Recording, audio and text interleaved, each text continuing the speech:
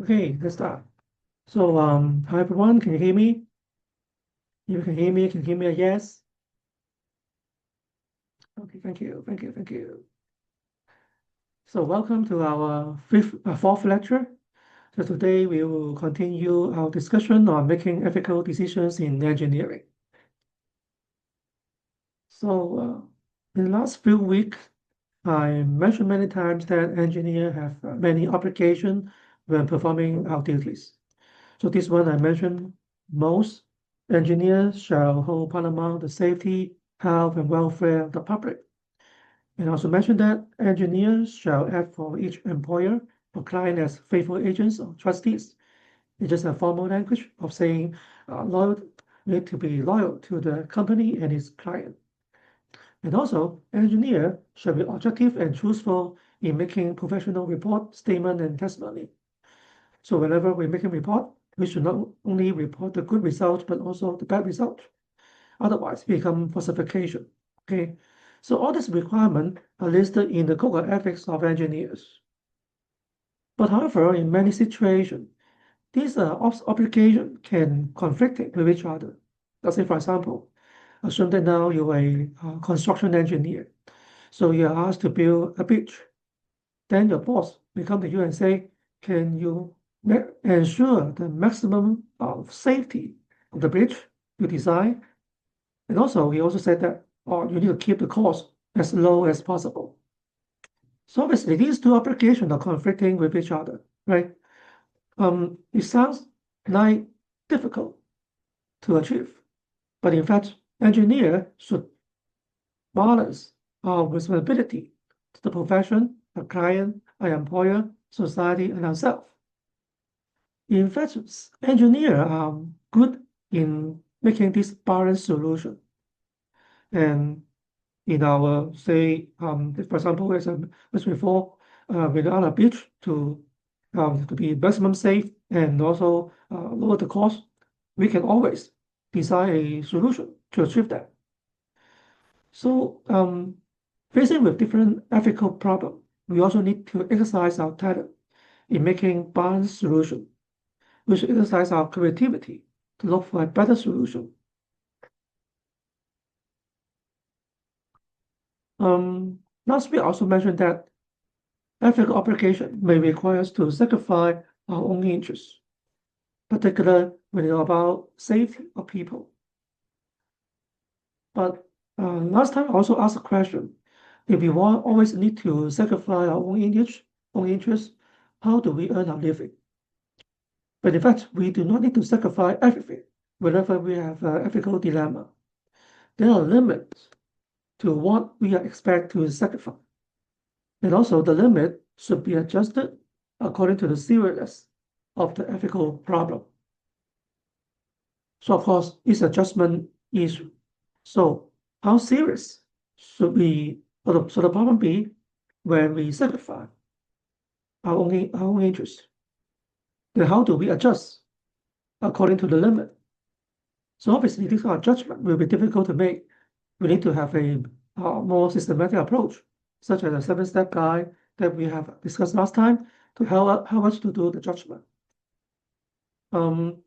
This week, we are going to use a 7-step guide again to help us in doing an analysis of the case.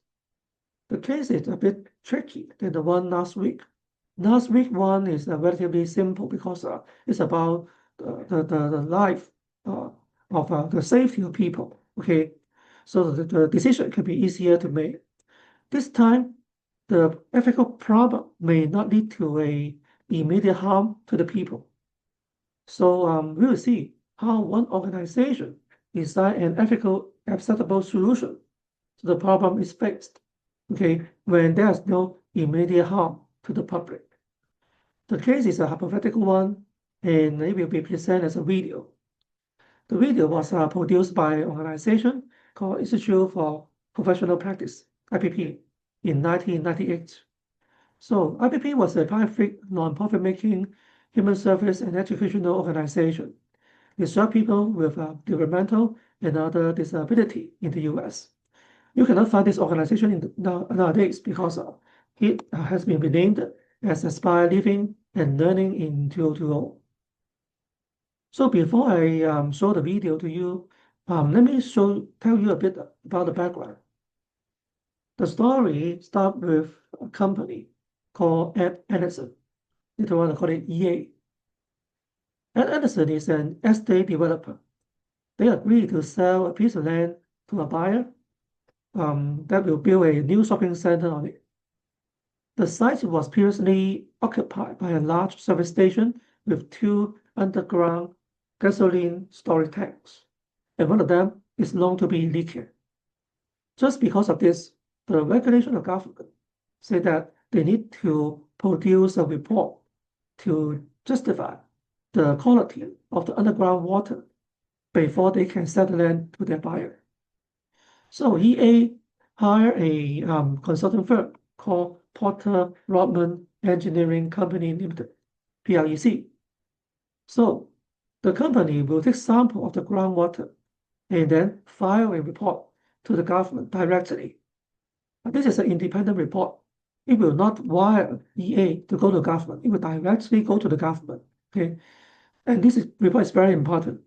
If a sample show that the level of contamination in the groundwater exceeds state standard, then EA will have to undertake an expensive remediation program before the property can be sold. So it costs a lot of money if the report has any problem.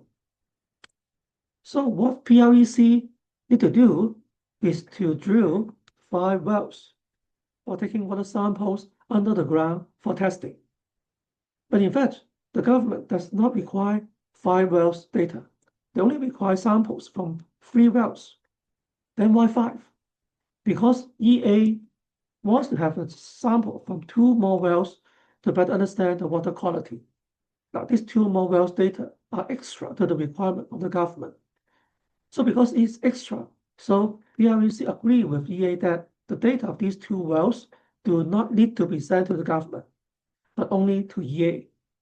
Okay, so sounds fair, right? Because there are some extra data requested by EA. So PREC agreed with EA to send these data just to EA, but not to the government.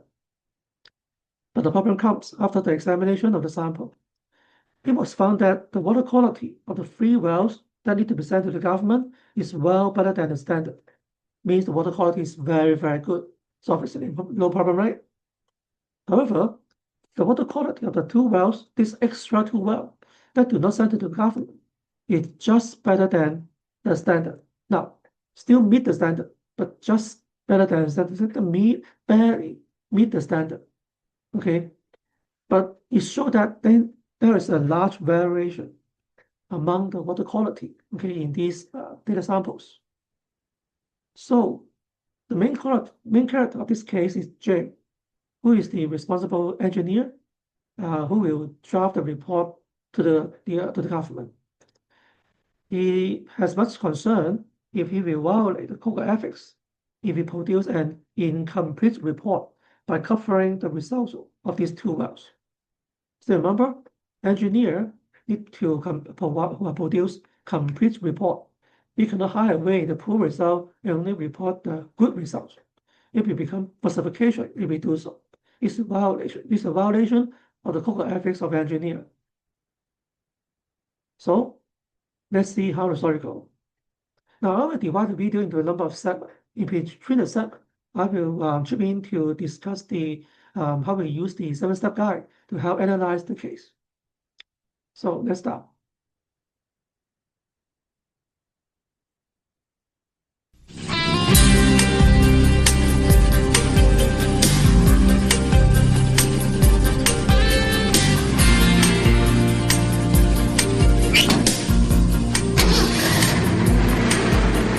Ed Anderson, a developer, has agreed to sell this parcel of land to a company that will build a new shopping center on it. The site was previously occupied by a large service station with 2 underground gasoline storage tanks.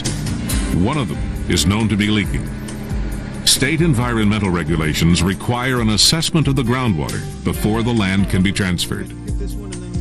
Porter Rodman Engineering Company, a consulting firm, has been retained to install the wells and take samples of groundwater. A lab will send the test results to Porter Rodman, who will file a report to the State Environmental Protection Agency. If the samples show that the level of contamination in the groundwater exceeds state standards, Ed Anderson will have to undertake an expensive remediation program before the property can be sold. Hi, I'm looking for John Fields, Assistant Project Supervisor. You found him. Oh, I'm Jim Duffy. I've just been assigned to this project. Hey, how you doing? This is Bob Kang, our foreman. Hi. Haven't I seen you around the office? Oh, probably. I've been working on the Johnson project. Spent a lot of time analyzing data on the last part of it. Oh, good. We'll need your analytical skill on this job, then. Where are we going to drill? I'll show you. There are 2 underground storage tanks in this property. The one that's leaking is there. There's another smaller one about 150 feet above it. The environmental assessment plan calls for 3 testing wells in the leaking tank, 2 down gradient and 1 up gradient. Plus, the client wants an additional up gradient and another down gradient on the other tank, just to make sure we get an accurate picture of the groundwater quality. So we'll be drilling 5 wells altogether, 3 for this large one and 2 more for the other one. Right. Their exact locations are marked in the site map. We'll start with the 3 required wells, and then we'll do the other 2. Oh, Bob, make sure the casings and the screens are decontaminated and kept wrapped until we lower them into the augers. How deep are we going to drill? Well, the water table in this area is about 10 to 15 feet down, so we'll drill down to about 25 feet, make sure we get below it. We're likely to get some soil staining and petroleum odor in the first 5 to 10 feet. Yeah, it looks like a 2-day job to me. Yeah, only if there's no surprises, like that unmarked septic tank we drilled into last month. But we should be able to start sampling next week. I'll get started on the first upgradient well. Good. Nice to meet you, Jim. I'll be there in a minute. How's the drilling going? Well, actually, we had a problem with the site utility clearance. There was a valve pit nobody knew about. But we got the wells located, and we're ready to start the first one now. The work plan I saw calls for only 3 wells. Why are we drilling 2 more? Well, 3 wells are required by the state because the tank leaked. Those are the ones specified in the work plan we filed with the Environmental Protection Agency. The other 2 wells are not required by state regulations. We're drilling those because the client wants to check on the other tank, make sure there aren't any problems. These wells are for the client's information. Are their results included in the EPA report along with the other 3? No, those reports only go back to the client. So I just send a letter to the client reporting the results? That's right. Hey, John. Better go supervise. Nice meeting you, Jim. Oh, you too, John. So, take care.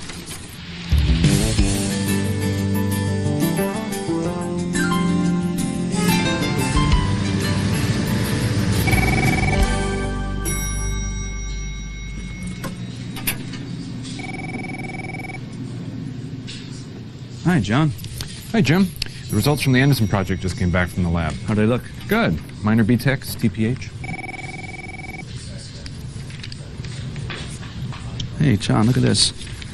The 3 samples from the well required by the state are significantly below the state standard, but these other 2 have significantly higher levels of BTEX. How high are they? They're pretty close to the limit. I mean, the down gradient well, benzene is up. It's just shy of the 10 milligram per liter action. No, that's not a problem, Jim. None of the samples is over the limit. But isn't the variation important? If we go on just the 3 state-required samples, the water quality is pretty good, but if we include these other 2, it's significantly worse. If we report on just these 3, we'll be giving incomplete information about the site. Yeah, but Jim, the state sets the policy for samplings. Everyone's followed it to the letter. The client exercised his legitimate option not to report the results from the other wells. It's what everybody does in this business. But neither the state nor the buyer will have any idea about the higher levels of pollution in this part of the site because it won't be in our reports. Everyone will think that the site has low levels of BTEX, but we know that isn't so. Yeah, well, that's their problem. Look, we're engineers, not their mothers. We're responsible for pleasing our clients, not everybody else. Besides, it's perfectly safe. You see, every single one of the samples is under the limit. But I just don't think it's right. I don't feel good about filing an incomplete report. Come on, Jim. It's the way the world works.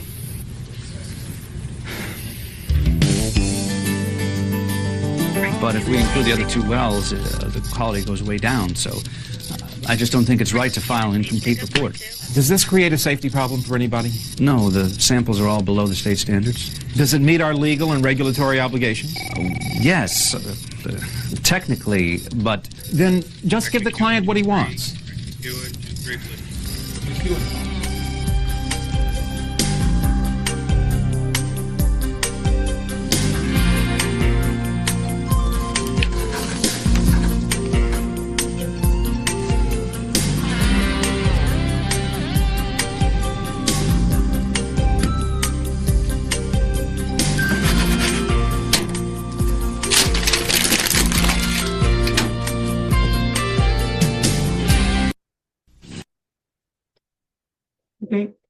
So as we can see in the video, James is facing a dilemma. Okay, so let us use the 7-step guide to help him to figure out the problem he has right now. So step 1 is state the problem. So what's the dilemma that Face is facing? He faces a dilemma because hiding part of the result is not ethical, particularly since they are conflicting with each other. Some data are very, very good, some data are not so good, although all of them meet the requirement. And then to meet the ethical application, you need to write a report including all of the pertinent information. So you need to report all data, all results, but not covering up not so good results. And then PRC has an agreement with EA before the job. Okay, the result of the 2 wells will not be made public because they are extra to the requirement of the government. They are just with the request from EA. So PRC has agreed with EA that those results should be sent back to EA only, but not to the government. So the company does not want to report all the results. And you can see the boss of Jim, called Frank, asked him to give what the client asked for. So reporting the result to the state, to the government, will make the company unable to honor the commitment to the client, thus disloyal to the client, which is also an ethical problem. So let's see how the story goes.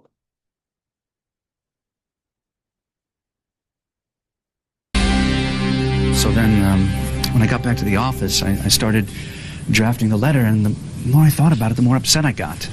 And then I remembered that when you hired me for this job, you told me I could come to you for advice, so here I am. No, I'm glad you came to me. What are you going to do? What we're doing is not right. It's unethical, and I want to stop it. Since McEwen just blew off my concerns, I've got to take the problem to Ann Roberts, the VP for engineering. I bet she doesn't know about this, and if she did, she wouldn't let it continue. Do you know if she's in her office today? Wait a minute. Let's go into my office. Jim, you designed a pretty radical solution to your problem. Don't you think we ought to analyze it before you use it? I have. I figured out the way to solve this problem is to show that this is against the engineering code of ethics. Here, look what I found. Engineers shall be objective and truthful in professional reports, statements, or testimony.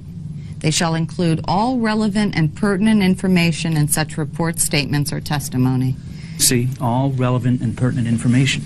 The report I'm writing does not include all relevant and pertinent information about the water quality on this part of the property. Engineers have to be truthful. It's our professional obligation. Jim, you're absolutely right. Our clients and the public depend on us to tell the truth. But there are other obligations you have to consider. Like what? Well, like this one. Our most important ethical obligation. Engineers shall hold paramount the safety, health, and welfare of the public. That's what Frank asked first. I know he didn't give your problem enough attention, but he's basically a conscientious person. Every engineer worries first whether somebody's going to be hurt. He's right. There's no immediate health or safety problem. Here's another critical obligation. Engineers shall act for each employer or client as faithful agents or trustees. What does that mean? It's lawyer's language for being a loyal employee. Well, does that mean if Frank says do it, I should just do it? No. Engineers are expected to be loyal, not mindless. Well, what am I supposed to be, loyal or truthful? Both? But they conflict. Think like an engineer, Jim. We want our bridges to be both light and strong, attractive yet functional, safe yet economical. Engineers succeed by carefully balancing opposing design requirements. This isn't anything new. It's just a non-technical version of what you learned in design class. So I'm supposed to find a solution that lets me be a loyal employee and still allows me to be truthful? Right. Find some creative way to meet these two requirements that minimizes the conflict. Well, this is going to take some serious design work. Can we talk about it next week? The letters don't have to go out till the end of the month. Sure. We'll talk about it next week. Great, thanks.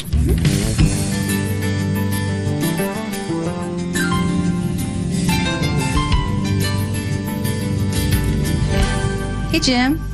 Thought I'd drop by to see how the design project's going. Oh, great.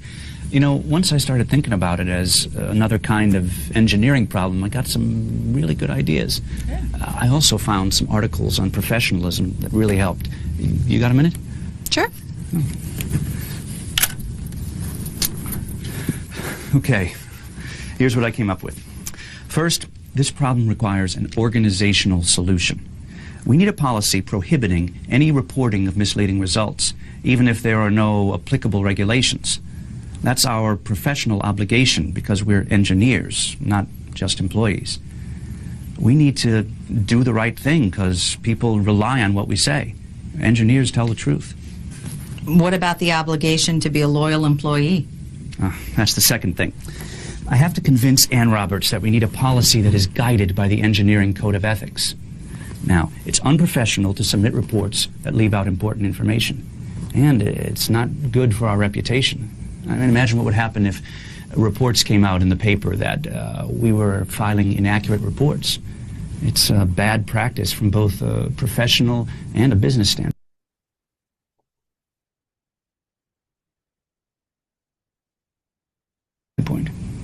There may be legal problems as well.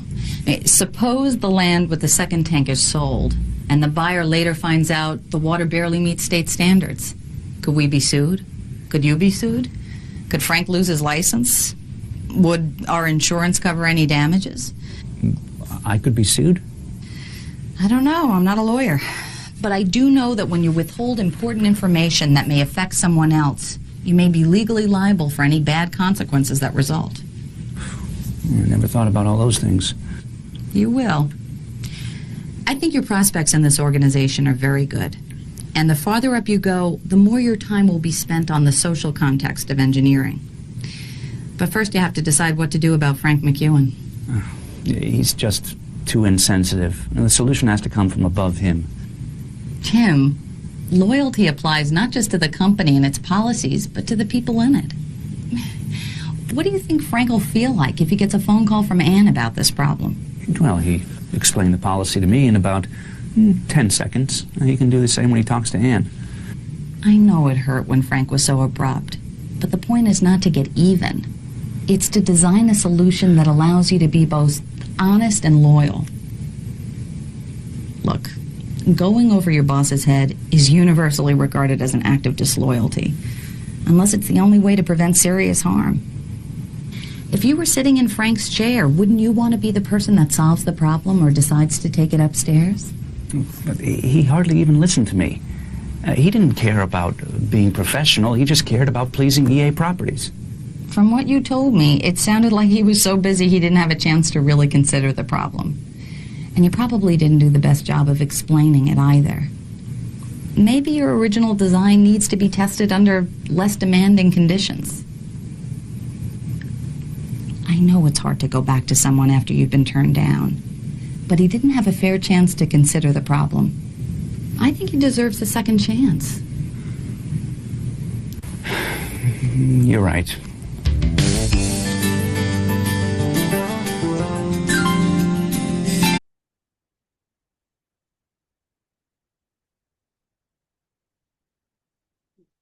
Now let's try this output. Let's see if it's better now.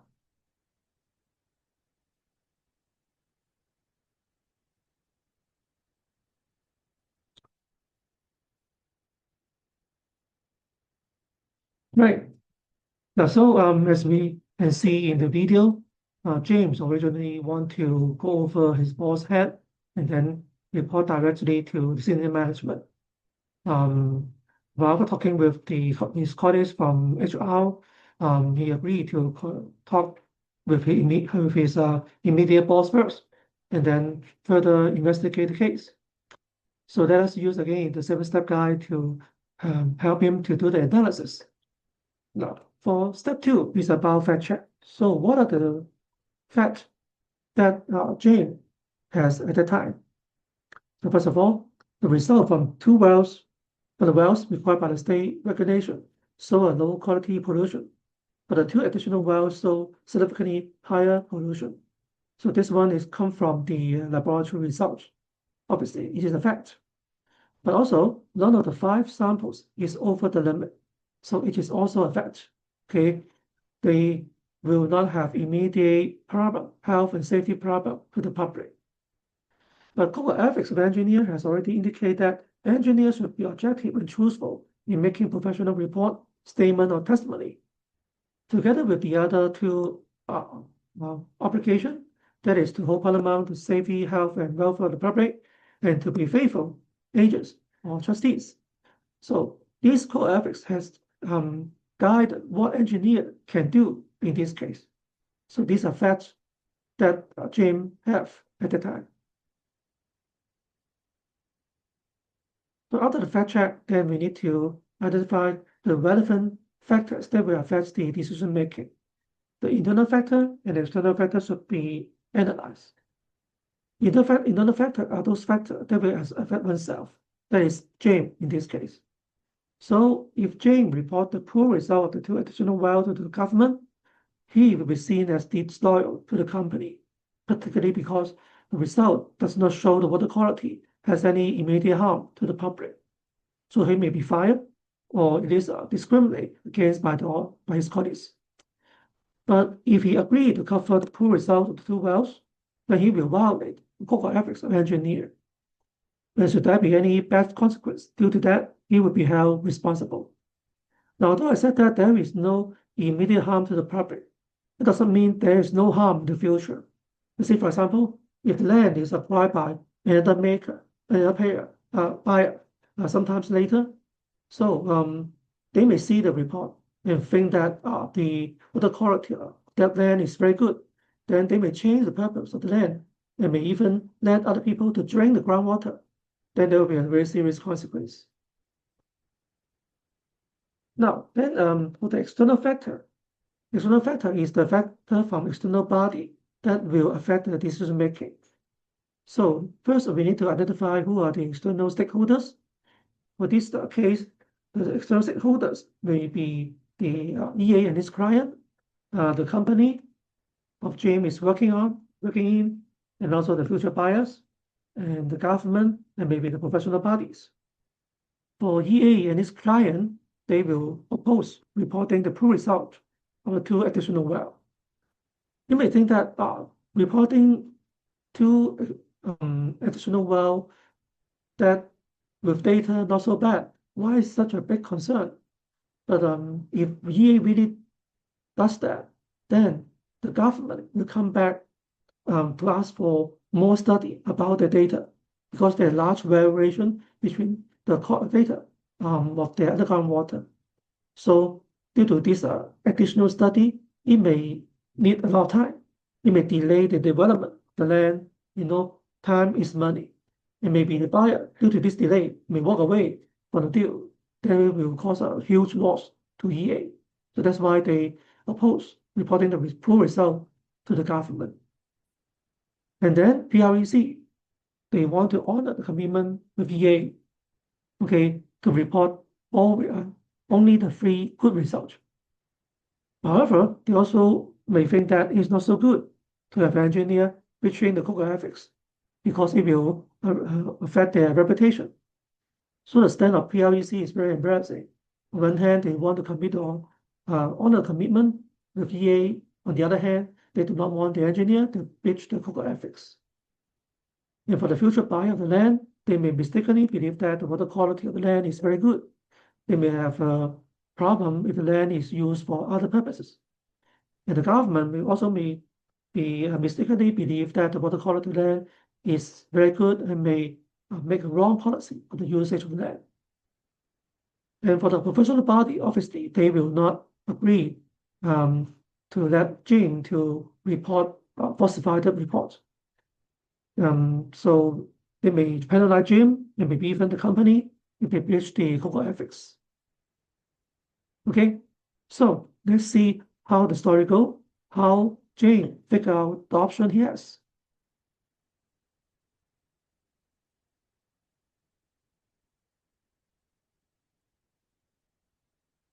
Okay, let's start. The way I see it, this is a bomb waiting to explode. Suppose the entire parcel is sold off and the buyer of the land finds out about the wells we drilled at the second tank. After all, Porter Rodman Engineering had to get 5 well drilling permits from the state, and those records are public. That's right. Then it would come out that we submitted incomplete reports about water quality. It would look like we helped to conceal the truth about pollution. Even though everything we did was perfectly legal. It won't matter that we played by all the regulatory rules. We could be sued, and you could lose your license. Not only that, but the public has high expectations about clean water, and our explanations wouldn't be very convincing. Our reputation could be seriously damaged. We could have trouble getting new clients, and for what? We help our client by reporting slightly better water quality reports? It's not worth it. There's a lot more angles than I thought. I don't want us to get in trouble. The other thing is, it's an unprofessional practice. It goes against the NSPE code that requires us to be honest in our reports. I don't think Ann Roberts would be very happy if she found out that we were allowing unprofessional practices in our office. I want our practices to be a source of pride for us. It's easy to think you're doing a professional job if you do everything right and follow all the legal and regulatory requirements, and then something like this comes up. It really forces you to think about what it means to be an engineer. I don't want to be, and I don't want Porter Rodman to be put in a position of even appearing to withhold important information. So why don't we just tell Ed Anderson that we're going to file those other reports? We can't do that. He said we'd do it his way. And he's one of our most important clients. I'd guess 15 to 20% of all of our business is connected with Anderson Properties. Well, maybe we could persuade him to do it our way. Ed Anderson is the kind of guy who knows what he wants and he expects to get it. Since it wasn't part of the original contract that we would report these results, he could refuse to go along with our suggestion to report the 2 wells. So what are you going to do? Well, I've been in this business long enough to know that this is not something that I should do on my own. I think we should get upper management involved and have a meeting with the client.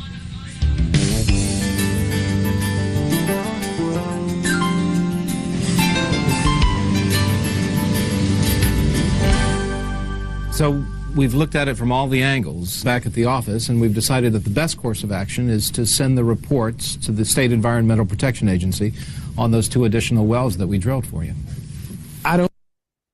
No, this guy is the boss of EA Property. Okay, so James and Frank have seen the agreement from the senior management and talk with the client, EA Property, directly. Let's see what the boss of EA Property talked to James and Frank. Don't get it. The state doesn't require these reports, but you want to send them anyway?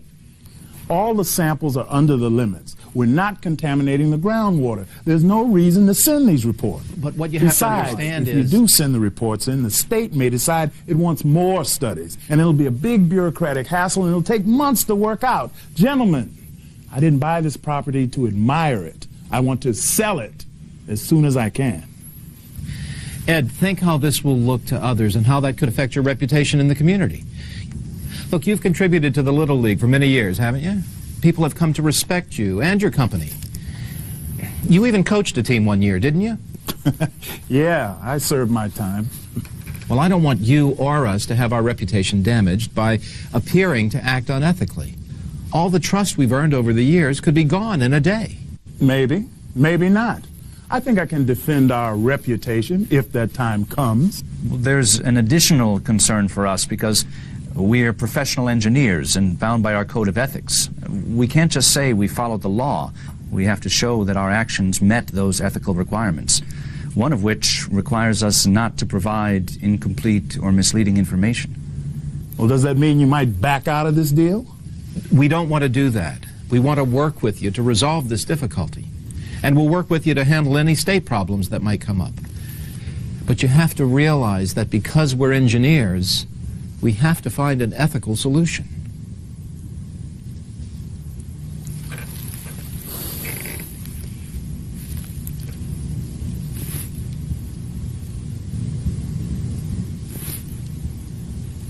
Okay. I'll take your recommendations to my partners and see what they want to do. I'll call you next week. Great. Thanks. Now, about that property around Rock Creek Park. Okay. The meeting went really well. A lot better than I expected. Frank really listened to what I had to say. And he asked me to help draft a policy so this doesn't happen again. Very good. The important thing is we got the policy changed. The important thing is that you drafted a good engineering solution to an ethical problem. I'm pretty pleased with that, too. I didn't realize how hard it would be to find a solution that combines both loyalty and truth. The problem is, Ed Anderson, the client, he doesn't want to report the other 2 wells. We're waiting to hear what they'll do. Sounds serious. What options do we have if Anderson says no? Well, we met with Ann Robertson. We came up with 4 possible responses. First, we could tell Anderson that we can't fulfill our contract and back out with as little damage as possible. That would mean we'd have to pay damages to Anderson as well as take a loss on the job. Right. And we'd lose a client, a big client. Then other developers might think twice about hiring us, too. Exactly. So another option would be to send a letter advising Anderson that they should permit us to report the other 2 wells to the EPA. That way we'd be on record as having objected to not reporting the wells. If questions should arise later, we can use the letter to prove that we tried to persuade them. Would that be an ethically acceptable response? I don't know. Maybe it's just passing the buck. So a third option would be to tell Anderson that if they agree to report the results, we'll actively work with them to solve any problems that come up with the state. That sounds pretty open-ended. I'm sure Ed Anderson would want a written agreement. We could be committing ourselves to a lot of unpaid work. Finally, we could go along with Anderson, not report the 2 wells, and hope that nothing comes of it. And we'd have a policy in place so this doesn't happen again. So we'd set aside our ethical objections because we don't want to lose this client? It would be a compromise between our ethics and the realities of business. Those are tough choices. If Anderson doesn't go along, what do you think we should do?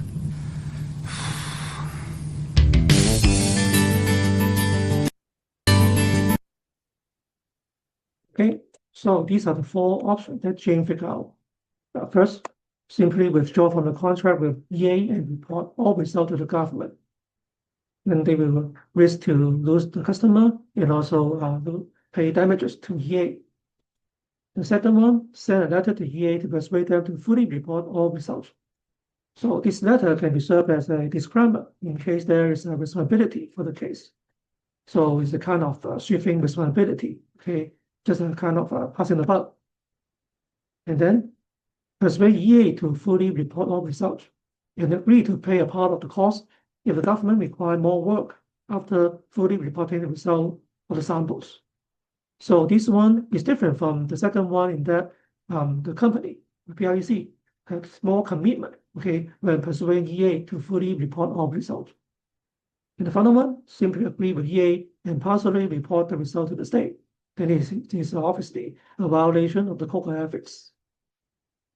Right. So when we have option, then last week I said that we can test the option with a different ethics tests to see if they are feasible. So these are the 7 ethics tests we have introduced to you last week. Harm test is about whether a decision will cause harm to individual, groups, or society at large. Publicity test and defensibility test is about whether the decision can be justified or defended in front of the public or before a congressional committee with many experts. Reversibility test is about whether the decision is still a good choice if I were adversely affected by it. College tests, professional tests, organization tests are about whether the decision will be welcomed by the colleagues, the professional body, and the organization that we are working in. So these are the 7 tests we can use to test an option. So for each option, we test each one by one with different ethics tests. Then the result, we color it, okay, differently.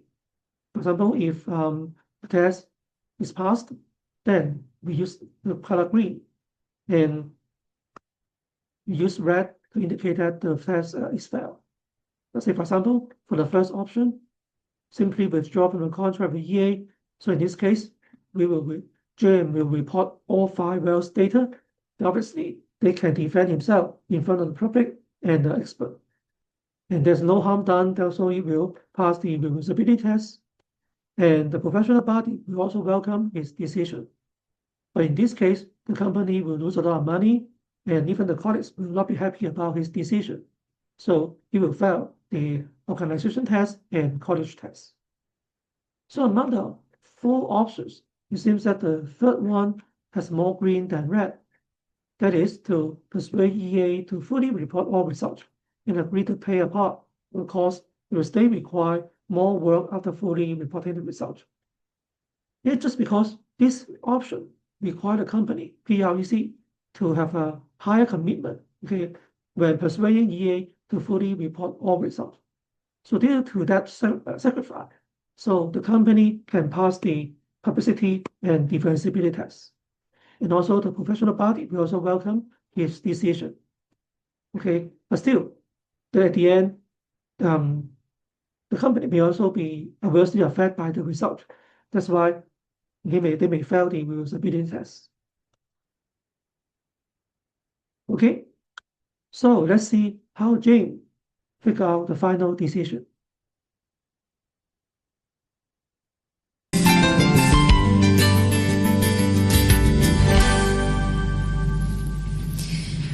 About the Ed Anderson problem, what finally happened?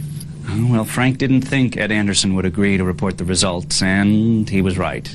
From Ed's perspective, it didn't make much sense. Everything was legal, under the limits. The additional reports could only cause a delay in selling the property. What about the option of helping him with any additional cost? No, that didn't work either. What if the buyer backed out? How would Anderson be compensated for that? And what if there was a delay of several months? Ann Roberts was willing to have us drill some extra wells for him, but anything more than that would be too much of a financial risk for us. So that left you with either backing out or going along and writing a letter urging them to report the results. Right. The first one would involve a substantial financial loss for Porter Rodman Engineering, and the second one would be a clear violation of the Code of Ethics. Now, those who took the ethical high road argued for backing out. Those who wrote the checks liked the letter option. How did you decide what to do?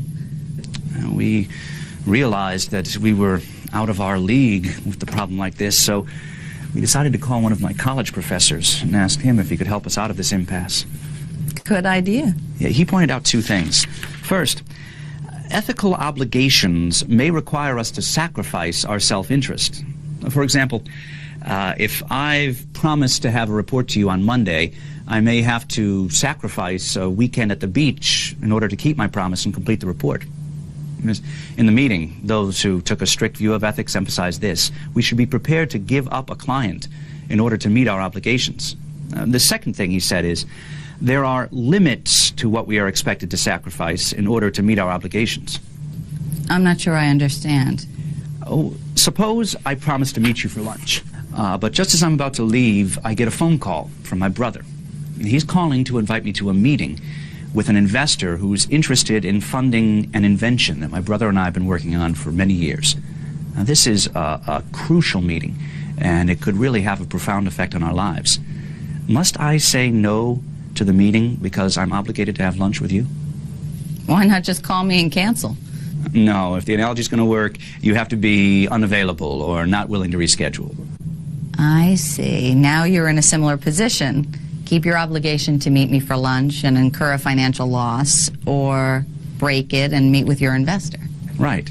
But clearly, no one would be expected to sacrifice such a substantial opportunity just to keep a promise to meet someone for lunch. I mean, the harm in not going to lunch with you is minor, but the potential financial penalty for me could be enormous. You know, people are only expected to make reasonable sacrifices of their self-interest in order to meet ethical obligations. In this case, I would be excused from my obligation. What I'm hearing is that giving up 15 to 20% of our business, and maybe more, is not a reasonable sacrifice to meet the obligation to include information about the other wells? That was the question we had to resolve. Does the obligation to report the wells require that level of sacrifice, given that not reporting them would probably not cause any harm? And the answer is? Well, we decided that the answer is no.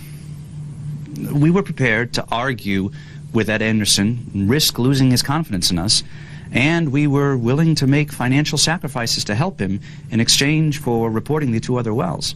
And we were willing to risk losing further business by having a policy that requires us to report results like this. The consensus at the meeting was that this was an appropriate level of sacrifice, given this particular obligation. So the decision was to write a letter and go along? Yes, and we told him that in the future we would insist on having the option to report these kind of results. Are you satisfied with the way this turned out? It's been an amazing process. When I came to see you, I only saw one dimension of the problem, the obligation to tell the truth.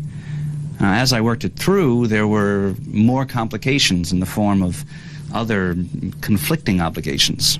Once I saw it as a design problem, it seemed more familiar and manageable. And then, finally, we had to figure out the relationship between obligation and sacrifice to decide between the last 2 alternatives. It took a lot of thinking by a lot of people, but I feel good about the solution.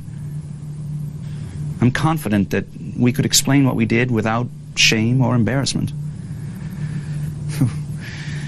Ethics isn't simple.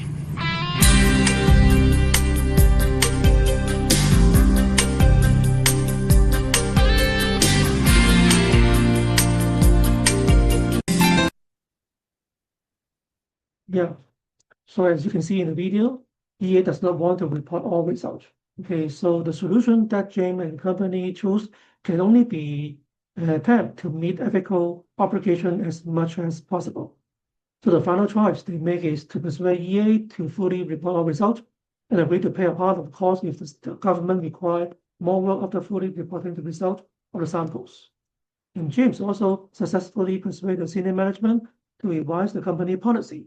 So the same thing will not happen in the future, even though it will lead to financial loss for PREC.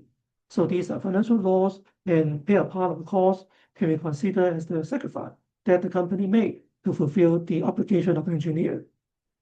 As you can see, doing the right thing requires a reasonable sacrifice. Okay, so it also means that there are limits to what can be sacrificed to meet ethical obligations, and the limit should be adjusted according to the seriousness, the harm to the public. Step 7 of the 7-step guide is to review of the case to ensure that we do not need to face the same dilemma in the future. Actually, the dilemma came from the policy of the company that allowed report untruthful or falsified information if it is not against the law. So like I told you at the beginning of the lecture, PRE and EA has an agreement that EA can report the 2 more wells data only to EA but not to the government. So that's why this is a kind of action that it has already violated the code of ethics because it allowed the engineer to report incomplete result. So James, that's why James so eager to persuade the senior management to revise such a policy. Okay, even though it will lead to financial loss in the future. So it will let James not to face the same dilemma in the future. Okay, so this is the second lecture that we use a 7-step guide to help us to analyze a case. So because in your assignment, you also need to use the 7-step guide. So that's why we will use the 7-step guide again in the lecture some weeks later to let you get more familiar with the approach. So up to now, any question or you have any opinion you want to share? If not, then that's it for today. So if you have not taken a tendency, you should do it now. Okay, so see you next week.